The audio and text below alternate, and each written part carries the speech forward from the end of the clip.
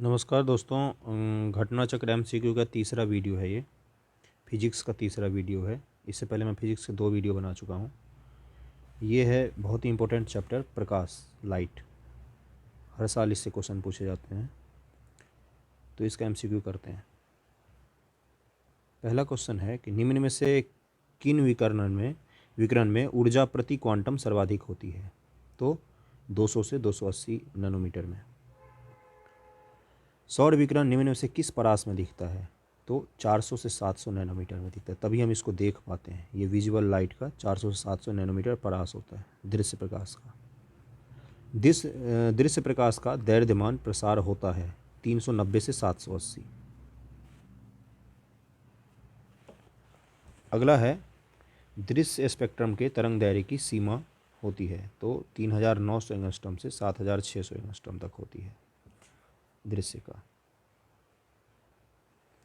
दृश्य से पहले क्या होते हैं? सबसे पहला आता है गामा रेज, फिर आता है एक्स रेज, फिर आता है अल्ट्रा वायलेट, फिर आता है विजिबल, उसके बाद आता है इंफ्रारेड, इंफ्रारेड के बाद आता है माइक्रो, और फिर रेडियो वेव। सबसे अंत में आता है रेडियो, और सबसे पहले आता है गामा।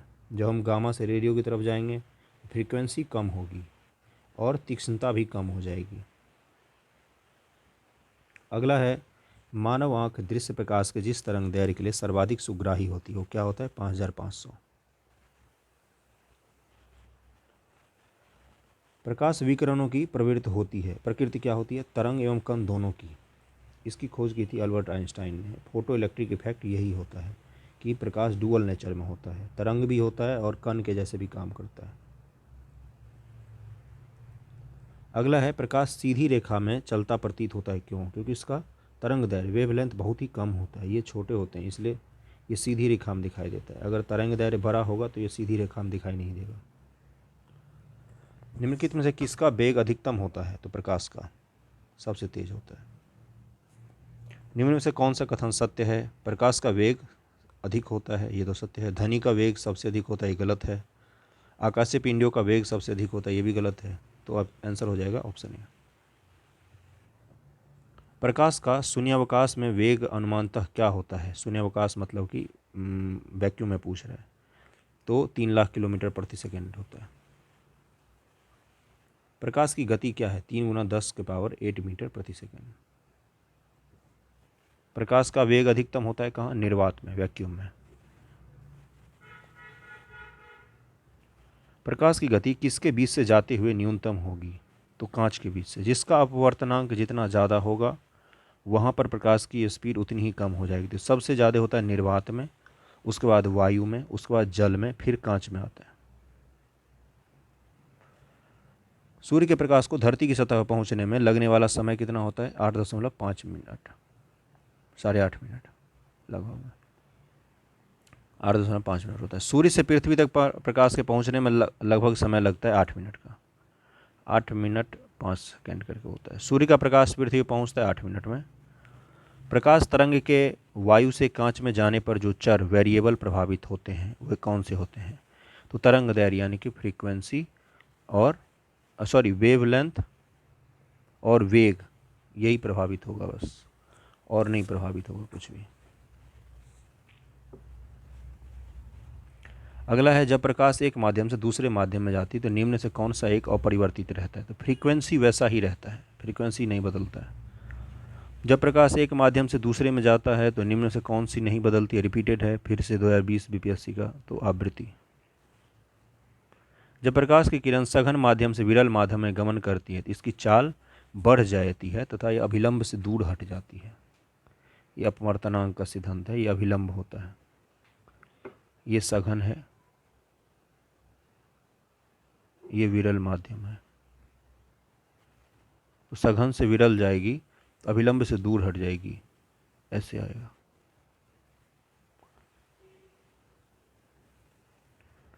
अगला है, निम्नलिखित ऊर्जा रूपांतर में किसके द्वारा प्रकाश संश्लेषण की क्रिया संपादित होती है? तो प्रकाश से रासायनिक ऊर्जा में परिवर्तित होती है।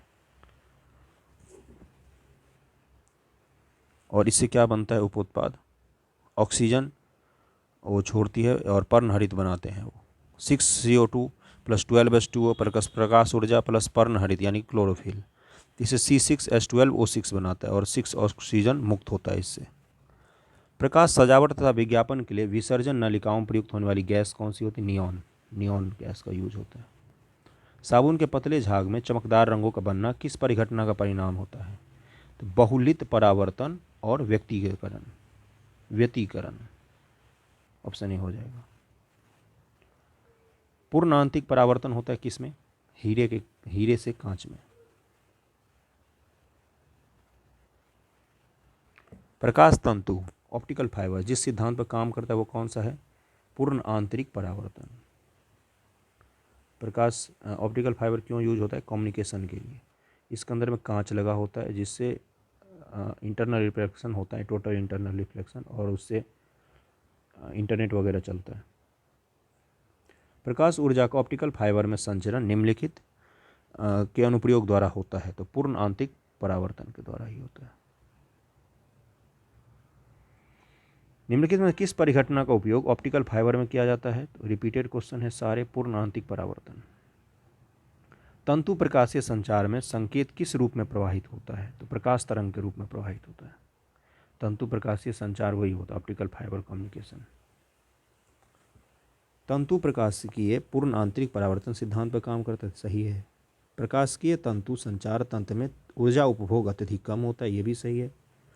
प्रकाशित तंतु संचार रेडियो आवृत्ति अवरोध से मुक्त होता है, ये भी सही है। तो तीनों स्टेटमेंट इसके। चौथा क्या? भारत में प्रकाशीय तंतु के निर्माण में रिलायंस उद्योग समूह उन्नत है, ये गलत स्टेटमेंट है, तो ये आंसर हो जाएगा।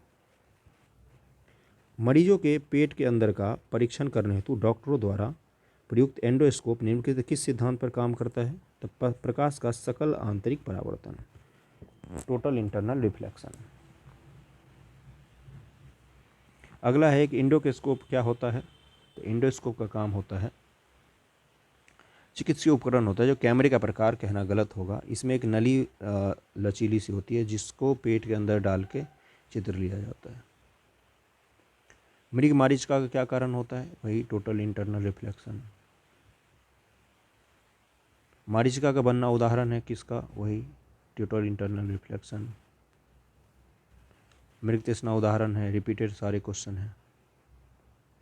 निम्नलिखित प्रकृति के तत्वों पर विचार कीजिए। स्थलीय तापन, प्रकाश का परावर्तन, प्रकाश का अपवर्तन, प्रकाश का विवर्तन।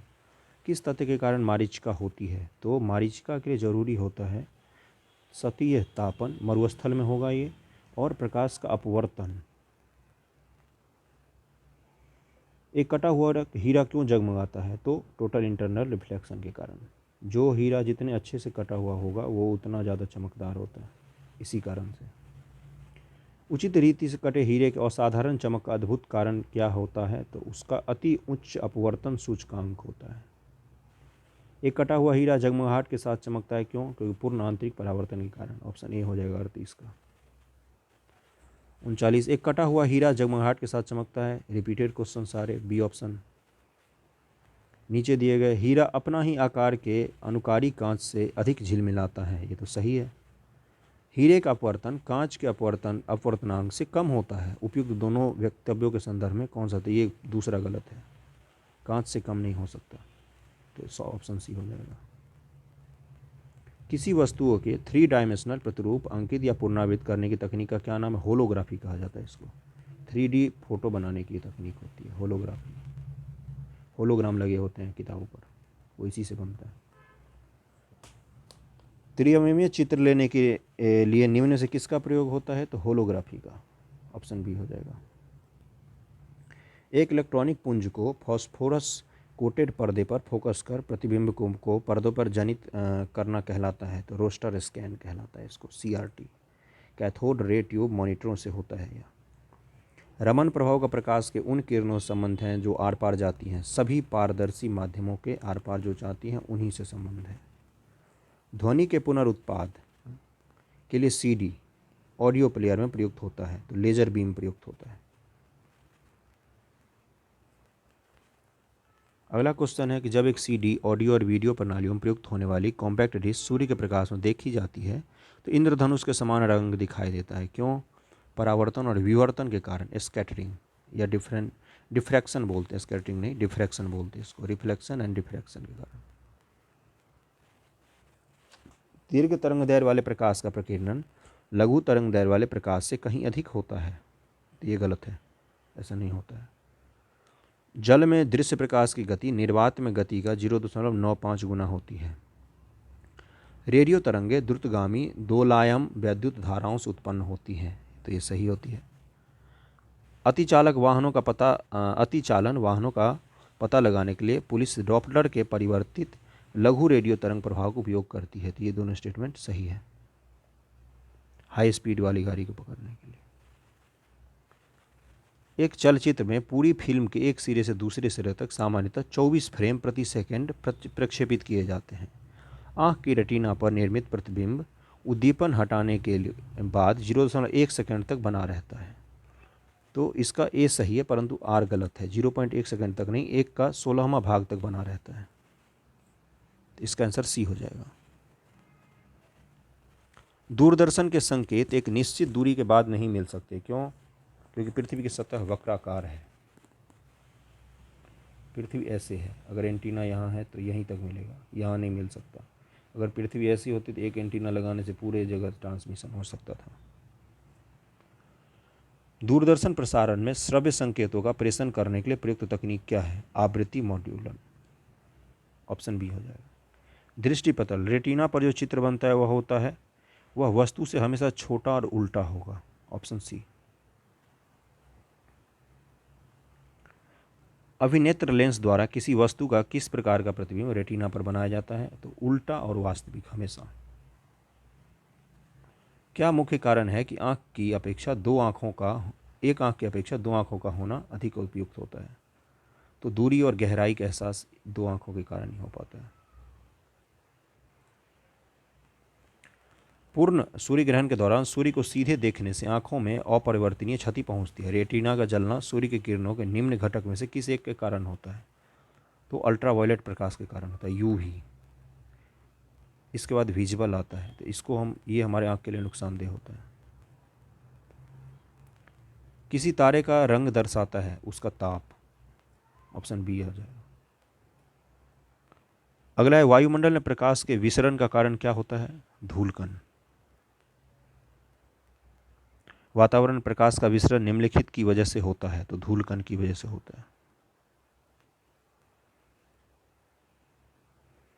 यदि मैजेंटा, रक्ताम, नीलोहित और पीले रंग की दो वृत्त एक दूसरे को काटते हैं तो प्रतिच्छेदी क्षेत्र का रंग लाल होगा। यदि सायन यानी कि हरिताभ नीला और मैजेंटा रंग के दो वृत्त एक दूसरे को काटते तो प्रतिच्छेदित क्षेत्र का रंग नीला होगा। तो ये दोनों स्टेटमेंट सही है, ऑप्शन सी हो जाएगा। जिस प्रकार लाल, हरा तथा नीला को प्राथमिक रंग प्राइमरी कलर माना जाता, उसी प्रकार हरित, लाभ, नीला तथा पीला को प्राथमिक वर्णक माना जाता है। तो इसीलिए दोनों स्टेटमेंट सही होंगे इसके। प्रकाश का रंग निर्धारित होता है इसके तरंग दैर्घ्य से, वेवलेंथ से। निम्न से किस रंग का सबसे लंबा तरंग दैर्घ्य होता है? तो लाल का सबसे लंबा तरंग दैर्घ्य होता है। भेब्योर, VIB से सबसे लास्ट में आर रेड आता है। सबसे कम वेवलेंथ वाला प्रकाश कौन सा होता है? तो भेब्योर वायलेट, बैगनी। दृश्य वर्णक्रम में सबसे कम तरंग दैर्घ्य वाला रंग कौन सा होता है? तो बैगनी। निम्नलिखित में से किस में उच्चतम ऊर्जा होती है? तो नीले प्रकाश में होती है। किसी तरंग की ऊर्जा उसके तरंग दैर्घ्य के उत्क्रमानुपाती होती है। दृश्य प्रकाश किरणों में बैगनी, तदुपरांत जामुनी एवं नीले रंग का तरंग दैर्घ्य न्यूनतम तथा लाल रंग का सबसे ज़्यादा होता है। अगला है, सफ़ेद प्रकाश में उपस्थित निम्नलिखित रंगों में से कौन सा रंग शीशे के प्रिज्म द्वारा सबसे कम विचलित होता है? तो रेड प्रिज्म होता है, सबसे अधिक ऊपर वाले का विचलन होगा, सबसे कम रेड का होता है। प्रकाश के दृश्य वर्णक्रम में लाल प्रकाश हरे प्रकाश की अपेक्षा अधिक ऊर्जस्वी होता है। लाल प्रकाश का तरंग दैर्घ्य हरे प्रकाश के तरंग दैर्घ्य से अधिक होता है। तो इसका ऑप्शन ए गलत था, इसका कथन गलत था, कारण सही है।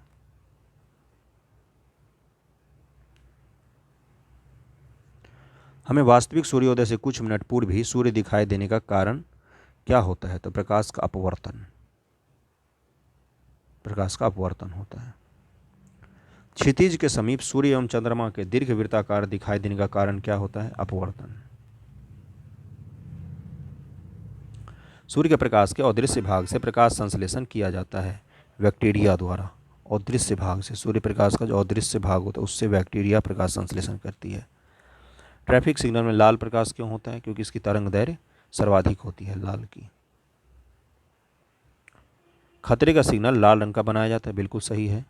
लाल रंग का प्रकीर्णन सबसे कम होता है, ये भी सही है।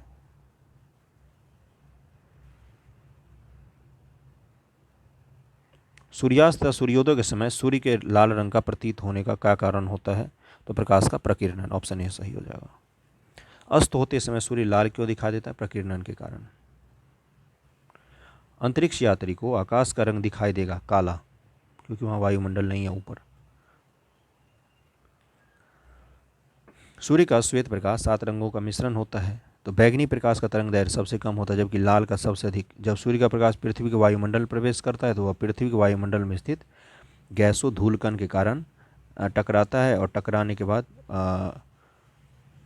जब प्रकाश किसी कण से टकराता है तो या तो वह उस कण के आर पार निकल जाएगा या उसके द्वारा परिवर्तित या छितरा जाएगा, स्कैटर हो जाएगा।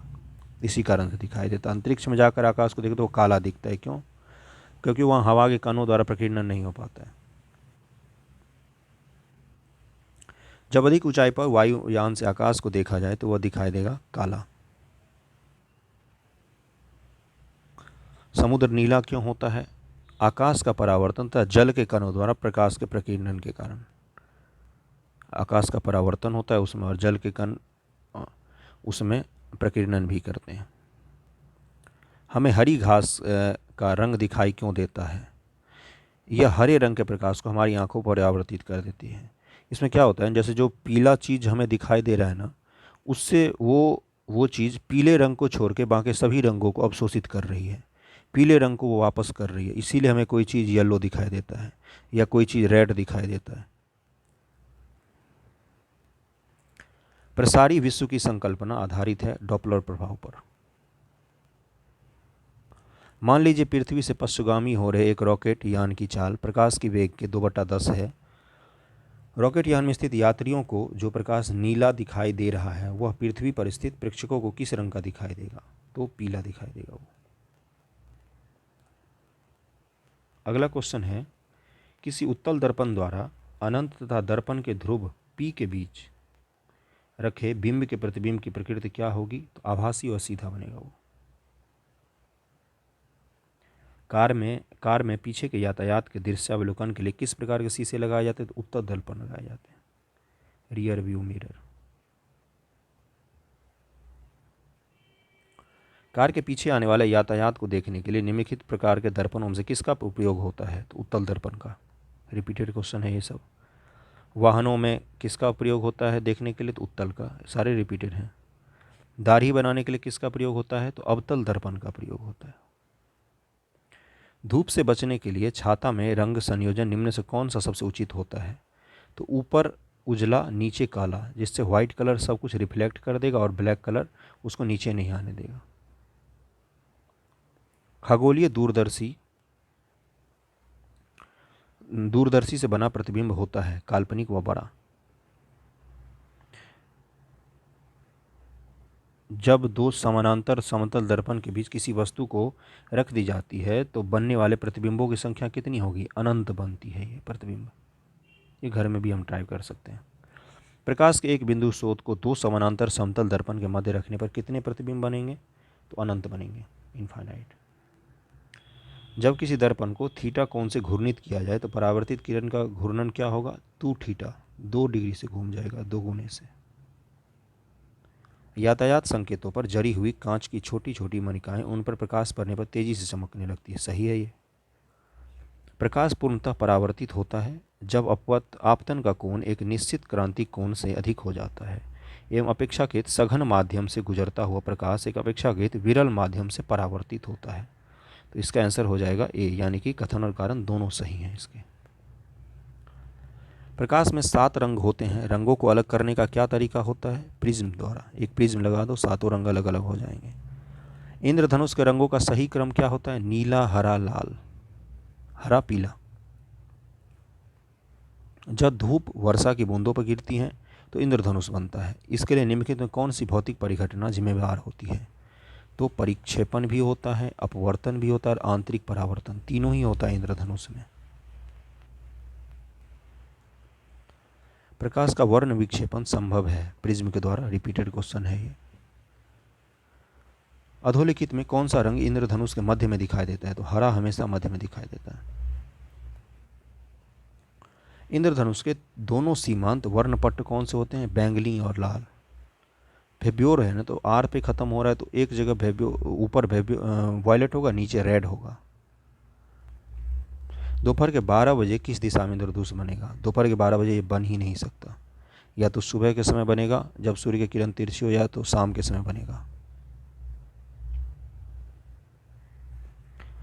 अगला है, एक घड़ी को जल में तिरछी स्थिति में डुबोया गया। यदि बगल से देखा जाए तो एक छड़ी को जल में तिरछी स्थिति में डुबाया गया है, तो बगल से देखने पर छड़ी छोटी और जल की सतह पर झुकी हुई प्रतीत होती है। छड़ी से आने वाला प्रकाश जल अणुओं से प्रकीर्णित होकर छड़ी के छोटी एवं झुकी हुई होने का आभास देती है। तो कारण गलत है, कथन सही है। और अपवर्तन काम करता है, यहाँ पर अपवर्तित होकर पहुँचती है। यदि कोई व्यक्ति पानी भरे बाल्टी में पड़े एक सिक्के को देखता है तो उसे सिक्का अपने वास्तविक स्थल से अपेक्षाकृत निकट लगेगा। तो सही है ये। यदि जल के अंदर कोई व्यक्ति जल तल से ऊपर एक सिक्के को देखता है तो सिक्का अपने वास्तविक तल से अपेक्षाकृत अधिक ऊंचाई पर लगेगा। तो ये भी सही है, दोनों स्टेटमेंट सही हैं इसके। जल में वायु का बुलबुला जिसकी भांति व्यवहार करेगा वह कौन सा होता है? तो अवतल लेंस के जैसे व्यवहार करता है।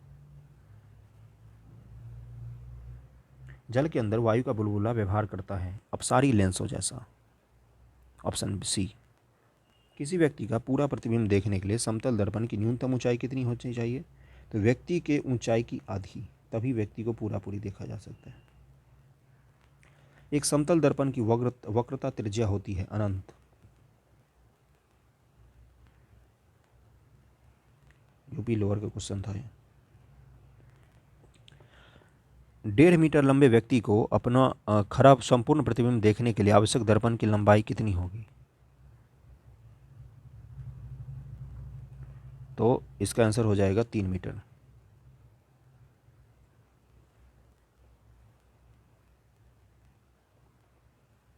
ये 3 मीटर गलती है, यहाँ पर आधी होती है, दोगुना नहीं होता, आधी होती है, 0.75 मीटर होगा। दूरदृष्टि दोष निवारण के लिए काम में लेते हैं उत्तल लेंस को। दूरदृष्टि दोष वाले व्यक्ति के संबंध में निम्नलिखित कथनों में से कौन सा एक सही नहीं है? तो व्यक्ति दूर के पिंडों को स्पष्टता से देख सकता है, लेंस के नाभ्यांतर अधिक होता है, निकट से पिंडों को प्रतिबिंब रेटिना के पीछे फोकस होता है। इस दोष को ठीक करने के लिए अवतल लेंस का प्रयोग किया जाता है। ये गलत है, डी ऑप्शन गलत है। उत्तल लेंस का प्रयोग किया जाता है। निकट दृष्टि दोष दूर करने के लिए निम्नलिखित में कौन सा लेंस उपयोग में लाया जाता है? नदोत्तल, कॉनकेव।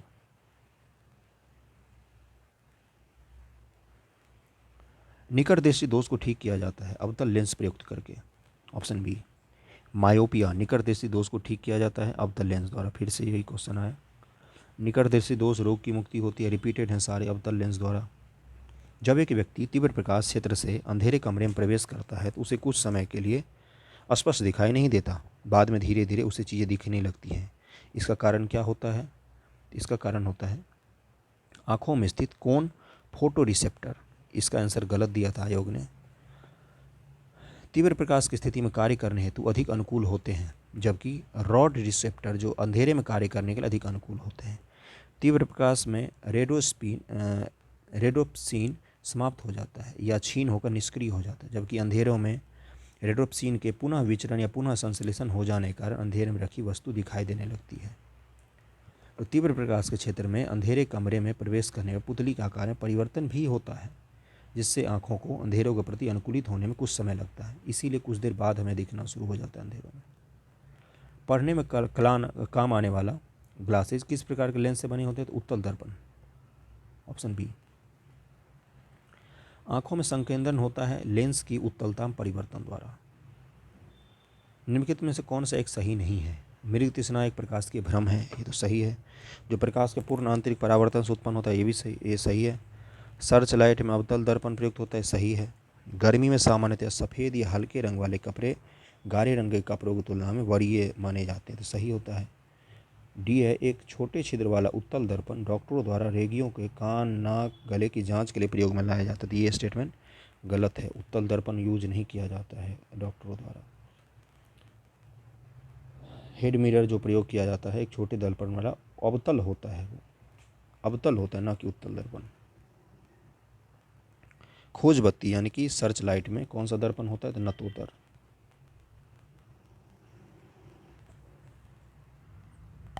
अगला क्वेश्चन है, अस्पष्ट दृष्टि के लिए न्यूनतम दूरी क्या होती है? तो 25 सेंटीमीटर होती है। सामान्य आँखों के लिए अस्पष्ट दूरी की न्यूनतम दूरी क्या होती है अस्पष्ट दृष्टि के लिए? तो 25 सेंटीमीटर। 25 सेंटीमीटर से कम दूरी पर रखने पर हम कोई चीज़ आँख से स्पष्ट नहीं दिखेगा। मानव के सामान्य स्वास्थ्य आँख के लिए स्पष्ट दृष्टि की न्यूनतम दूरी, फिर से वही रिपीटेड क्वेश्चन है, आँख के लेंस को फोकल दूरी किसके कार्य से परिवर्तित होता है? तो सीलियरी मांसपेशी के कारण परिवर्तित होता है। Very important question. अगला है, लेंस की शक्ति मापी जाती है, तो डायोप्टर में, हमेशा डायोप्टर में लेंस की शक्ति मापी जाती है। लेंस की क्षमता मापी जाती है डायोप्टर में, फिर से रिपीटेड क्वेश्चन है ये 66 बीपीएससी का। यदि किसी ऐनक के लेंस के पावर +2 और डायोप्टर हो तो इसकी फोकस दूरी क्या होगी? तो 50 सेंटीमीटर होगी। ये फार्मूला से निकालते हैं, इस तरह क्वेश्चन अब नहीं पूछता है। धूप के चश्मे की पावर क्या होती है? 0 डायोप्टर, उसमें कोई पावर नहीं होता। सामान्य फोकस दूरी वाले कांच के दो लेंस जिनमें एक उत्तल तथा दूसरा अवतल लेंस है एक दूसरे से सटाकर रखे गए हैं, इस युग्म का व्यवहार क्या होगा? कांच की समतल चादर की भांति, क्योंकि दोनों हैं तो दोनों एक दूसरे को बैलेंस करेंगे।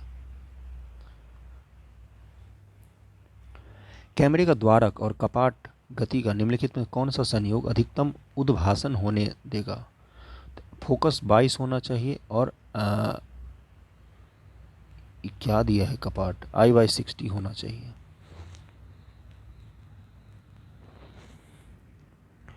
कैमरे का उद्भासन कैमरे के द्वारक के क्षेत्रफल तथा समय पर निर्भर करता है, अतः उद्भासन d² गुना t के अनुक्रमानुपाती होगा।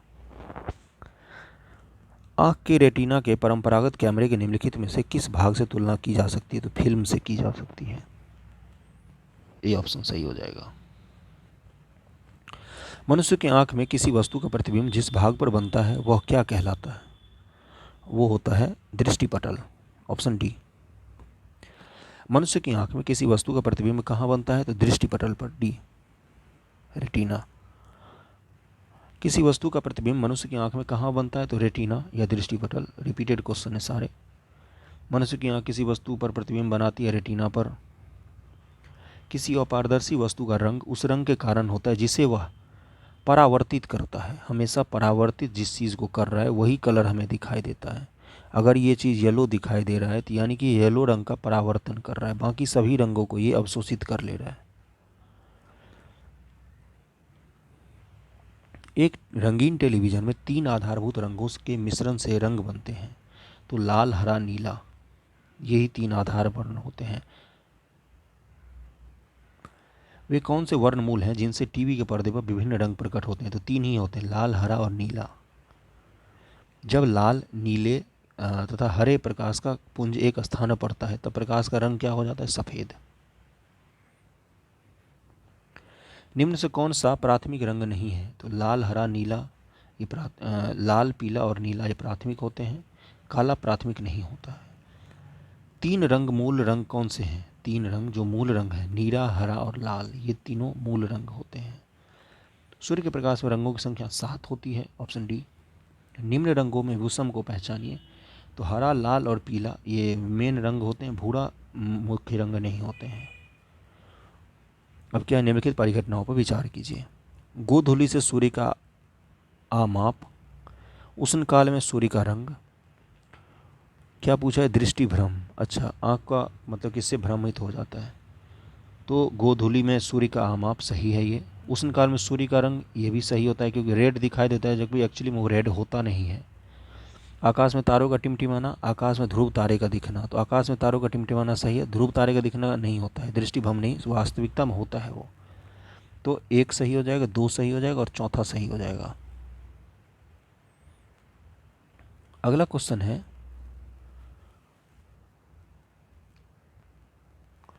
आकाश नीला क्यों दिखाई पड़ता है? नीला प्रकाश का प्रकीर्णन सबसे ज़्यादा होता है, इसीलिए आकाश नीला दिखाई देता है। आकाश नीला लगता है क्यों? क्योंकि लघु तरंग दीर्घ तरंग लघु तरंग दीर्घ तरंग की अपेक्षा वायुमंडल द्वारा अधिक प्रकीर्णन होती है। तो ऑप्शन बी हो जाएगा। खतरे के संकेत के लिए लाल प्रकाश का प्रयोग किया जाता है, क्योंकि इसका प्रकीर्णन सबसे कम होता है। अगला है, आकाश का नीला रंग का कारण क्या होता है? प्रकाश का प्रकीर्णन। आकाश नीला दिखाई देता है प्रकीर्णन के कारण। निम्नलिखित कथनों पर विचार कीजिए। आकाश के नीला दिखने का कारण प्रकाश का प्रकीर्णन है, ये तो सही है। इंद्रधनुष के 7 रंग का कारण प्रकाश का प्रकीर्णन है, नहीं, प्रकाश का प्रकीर्णन नहीं होता है। और सूर्योदय के समय सूर्य लाल रंग का दिखाई देता है, प्रकाश का प्रकीर्णन है, ये सही है। पहला और तीसरा सही है। सूर्योदय और सूर्यास्त के समय के प्रकीर्णन के कारण ही दिखता है ये लाल रंग। तो इसमें कितने क्वेश्चन थे इस MCQ में? इसमें करीब 144 क्वेश्चन है। फिजिक्स का तीसरा वीडियो है, पूरे घटना चक्र का मैं वीडियो बनाऊंगा। तो thank you so much, bye.